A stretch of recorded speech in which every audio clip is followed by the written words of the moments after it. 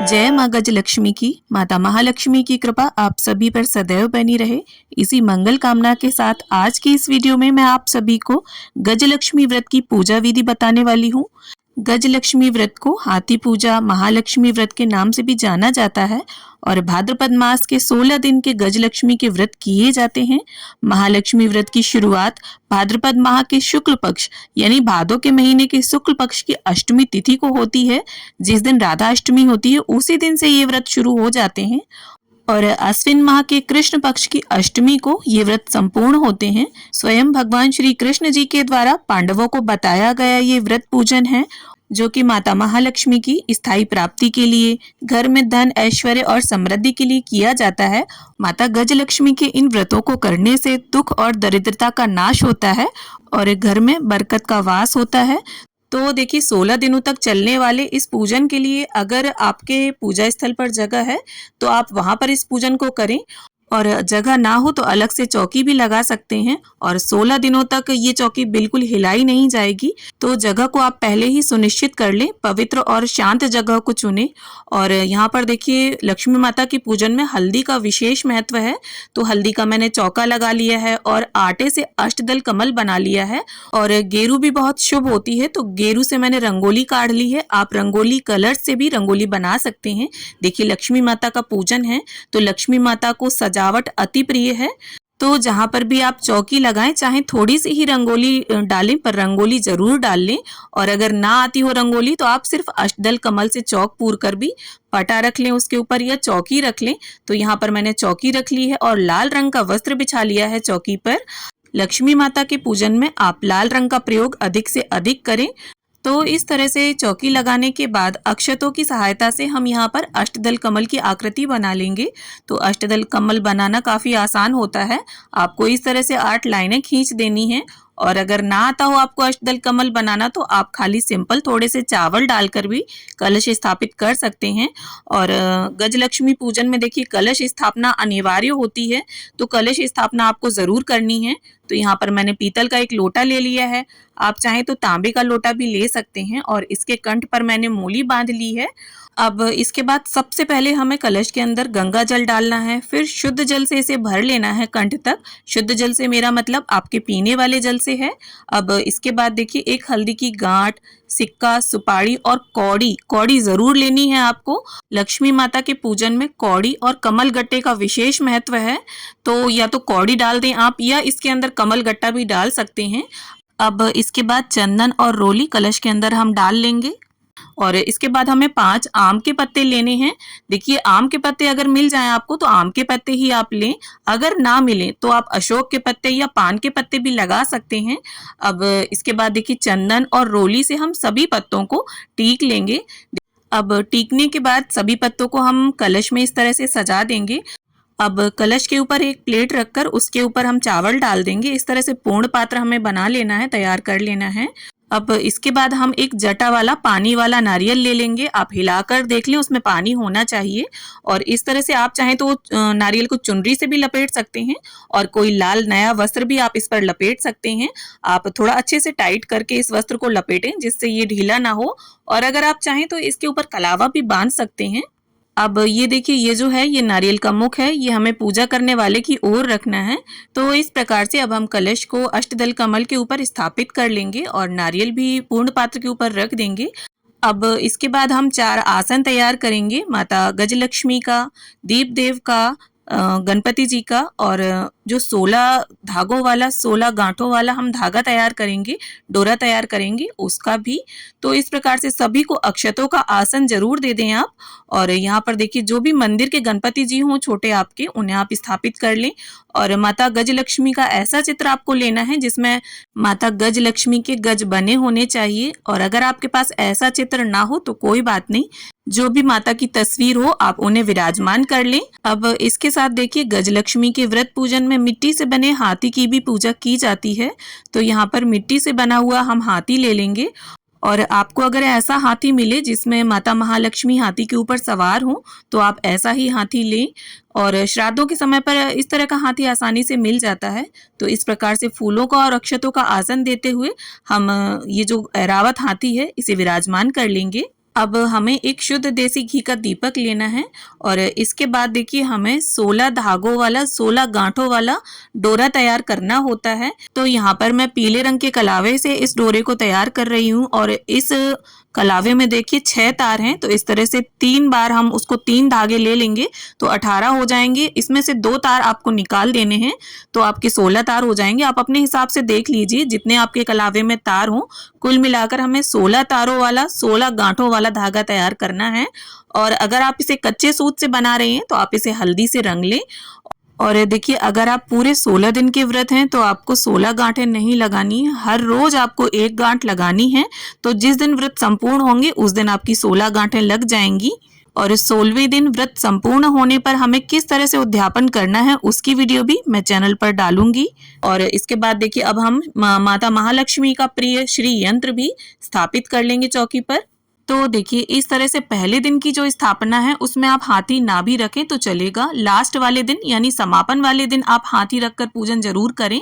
और अगर आपको आसानी से मिल जाता है हाथी तो पहले दिन भी आप चौकी पर रखकर स्थापित कर सकते हैं। अब इसके बाद दीपक को हम प्रज्वलित कर लेंगे और इसके साथ ही धूप बत्ती भी मैंने प्रज्वलित करके रख ली है। अब देखिए फूल और गंगा जल की सहायता से हमें सभी को छींटा दे देना है।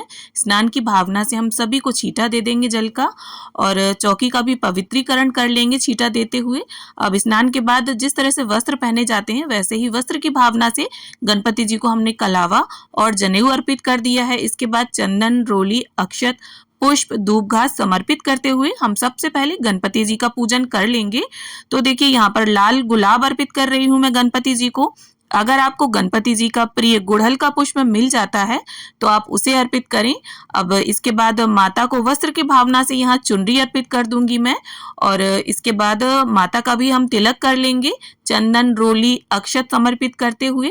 और माता के जो गज बने हैं फोटो में उनका भी हम पूजन कर लेंगे। श्री यंत्र का भी पूजन कर लेंगे और हाथी का भी जो हमने रखा है ऐरावत हाथी उसका भी पूजन कर लेंगे। साथ ही साथ डोरे का, कलश देव का, सभी का हम पूजन कर लेंगे। और कलश पर यहाँ पर हमने स्वास्तिक बना लिया है। और देखिए कलश पर स्वास्तिक बनाने के बाद आप स्वास्तिक का पूजन भी जरूर करें। ऐसा नहीं है कि आपने स्वास्तिक बना दिया बस हो गया। तो माता महालक्ष्मी को कुछ चीजें बहुत आकर्षित करती हैं जिनमें देखिए सफाई, खुशबू, घर की साज सजावट जिसमें आप रंगोली बना सकते हैं, वंदनवार लगा सकते हैं, तोरण लगा सकते हैं। तो इस तरह से माता को आकर्षित करने के लिए 16 दिनों तक आप इन चीजों का बहुत अधिक ध्यान रखें। तो यहाँ पर माता महालक्ष्मी को मैंने लाल गुलाब अर्पित कर दिए हैं और सभी को हम पुष्प अर्पित कर देंगे। अगर आपको कमल का पुष्प मिल जाता है तो आप माँ को वो अर्पित करें। अब इसके साथ ही माता महालक्ष्मी को यहाँ कौड़ी और कमल गट्टा हम अर्पित कर देंगे। तो यहाँ पर मैंने एक कमल गट्टा और एक कौड़ी अर्पित की है। आप 5-5 की संख्या में भी अर्पित कर सकते हैं। अब गज को भी हम यहाँ पर धूप घास अर्पित कर देंगे, वस्त्र की भावना से कलावा अर्पित कर देंगे और कलश देव को भी हम कलावा अर्पित कर देंगे। इसके साथ सभी को हम सुगंध अर्पित कर देंगे। अब इसके साथ ही माँ को कुछ श्रृंगार की सामग्री हम अर्पित कर देंगे। अब यहाँ पर देखिए अगर आप चाहें तो प्रतिदिन एक एक सुहाग की सामग्री माँ को अर्पित करें। तो इस तरह से 16 दिनों में 16 श्रृंगार की सामग्री आपकी हो जाएगी। या फिर आप उद्यापन वाले दिन सीधे 16 श्रृंगार भी अर्पित कर सकते हैं माँ को। अब देखिए पारंपरिक विधि में गजलक्ष्मी पूजन में माँ को बेसन से तैयार करके गहने अर्पित किए जाते हैं। तो इन गहनों में आप हार, मांग टीका, नथ, चूड़ियां जो भी आप बना पाए वो बनाएं और इस तरह से माँ को छुवाकर अर्पित कर दें। अब इसके साथ ही देखिए महालक्ष्मी पूजन में सोरा और सोरी बनाए जाते हैं, 16 मीठे और 16 नमकीन। तो इस तरह से ये देखिए 16वें दिन तैयार करके जरूर अर्पित किए जाते हैं। तो इस प्रकार से इन्हें आप बना सकते हैं, लेकिन ये 16वें दिन बनाने हैं आपको। रोज की पूजन में आप माँ को खीर का भोग लगा सकते हैं और खीर भी आप तरह तरह की बना सकते हैं, कभी चावल की, साबूदाने की, कभी मखाने की, मेवे की। इस तरह से आप माँ को रोज खीर का भोग लगा सकते हैं। और दूध से बनी हुई मिठाई का भोग आप माँ को लगा सकते हैं। माँ को सफेद चीजों का भोग अति प्रिय है। और इसके साथ ही गणपति जी को, गज को, आपके पास जो भी ऋतु फल हो उनका भोग आप अर्पित करें।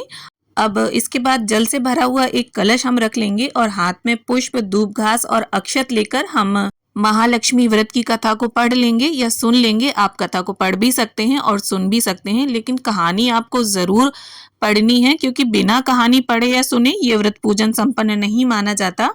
और देखिए अगर आप 16वें दिन ही व्रत पूजन करते हैं यानी पितृपक्ष की अष्टमी वाले दिन ही व्रत रखते हैं और पूजा करते हैं तो एक अलग विधि होती है जिसमें 16 चावल हाथ में लिए जाते हैं और एक एक करके वो माँ को अर्पित किए जाते हैं कहानी कहते हुए। तो इस प्रकार से जब हमारी कथा संपन्न हो जाएगी तो हाथ के हमारे जो पुष्प अक्षत धूप घास हैं इन्हें हम कलश में गणपति जी के समक्ष और माता के समक्ष छोड़ देंगे। अब देखिए माता महालक्ष्मी का जो पूजन है जब दोनों समय मिलते हैं यानी शाम के समय विशेष रूप से किया जाता है। तो अगर आप शाम को विशेष पूजन कर रहे हैं तो इस जल के लोटे को चंद्रदेव को अर्घ दे दें। अब इसके साथ ही देखिए माँ को सभी भोग के साथ आप जल का भी भोग जरूर रख दें। और मुख शुद्धि के लिए आप चाहें तो पान में लौंग सुपारी इलायची बताशा वगैरह रखकर अर्पित कर सकते हैं। तो यहाँ पर मैंने इलायची लौंग का जोड़ा और सुपारी अर्पित कर दी है मुख शुद्धि के लिए। अब इसके बाद श्रद्धा भाव से और प्रेम पूर्वक हम गणपति जी की माता महालक्ष्मी की कलश देव की सभी की आरती उतार लेंगे।